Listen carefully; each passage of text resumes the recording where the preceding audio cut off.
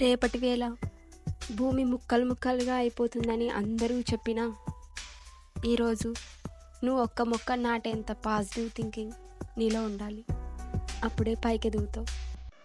ప్రతిరోజు సూర్యుడు కొన్ని ప్రశ్నలతో వస్తాడు, కానీ జవాబులు దొరకకుండానే సాయంత్రం సర్దుకుని వెళ్ళిపోతాడు. గమ్యం చేరడానికి దూరాన్ని చూడకూడదు, మనం నడిచే దారి ఎప్పుడైనా మన కాళ్ళ కిందనే ఉంటుందనేది గుర్తుంచుకోవాలి. కళ్ళకు రెప్పలుంటాయి, పక్షులకు రెక్కలుంటాయి, కానీ చూపులు సాగే చోటు దాకా పక్షులు ఎగిరి చేరలేవు. కిటికీలు తెరిస్తే పోవడానికి దట్టమైన పొగ కాదు, చీకటి గదిలో దీపం వెలిగించాలి. తుఫాను వీచినా, భూకంపం వచ్చినా సమయం దెబ్బతిని ఆగిపోదు.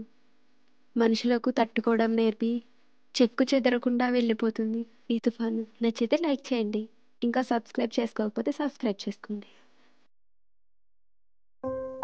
చీకట్లో ఏముంది? కనబడనంత దుఃఖం, కావలసినంత నిద్ర. కళ్ళు మూసుకొని కనులలోకి వంపుకున్న కలలన్నీ నీ ఆస్తి.